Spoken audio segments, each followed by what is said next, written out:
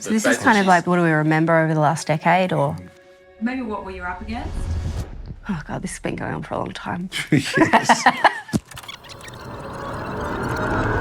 The key thing for us 10 years ago was who is going to be communicating on the science if the Climate Commission does not exist. Tony Abbott has sacked a former Australian of the Year from his government posting. Tony Abbott was directly criticising us, saying you can't talk about bushfires and climate change at the same time. These fires are certainly not a function of climate change.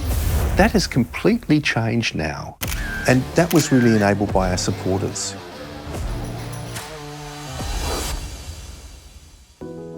I think when we started, our independence was everything. We needed to be able to say hard things without compromise. We wanted to support firefighters, doctors, sports people, First Nations campaigners, a whole raft of different voices to speak out on climate. So we established the Climate Media Centre. If you love an animal, climate change is an important issue for you.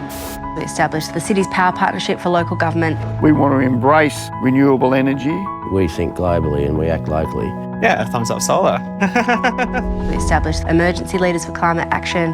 Communities are increasingly under threat from extreme weather-driven events caused by climate change. We've built a really strong media machine that understands how to get information out there, and now we're at the point where we are working with the federal government as well to try and put solutions in place.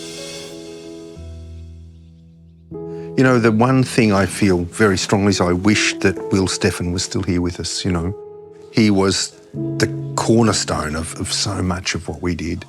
What the world needs right now is science. So Will, we are here, mate. We are here working with your words, with your thoughts and your great intellect to make the difference you wanted. I think many people come to the Climate Council because they are seeing climate change around them. They're just very worried about the extreme weather that's coming along, and they're worried about, well, what can I do? And I want to do something for my grandkids. I'm a very angry grandmother at what's going on. We have thousands and thousands of people who've donated, they've shared our information, they've been with us all the way. And knowing our supporters are behind us makes me feel stronger. We see ourselves as a catalyst. So in the last 10 years, we've been a catalyst through trying to work with lots and lots of different people to change the nature of our public conversation. Now we see ourselves as a catalyst to change public policy. We will absolutely continue to be fiercely independent, frank, and very clear with government that we will be constructive, but we will always tell the truth. Today, I'm delighted to announce the creation of the Australian Climate Council. 10 years on, and here we are.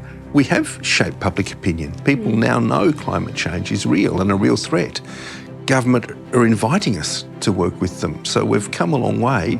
There are so many people to thank. I think first of the supporters, keeping us going, keeping us independent.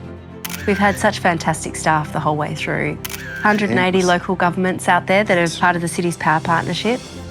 Without our supporter base, we simply would not have been able to do that.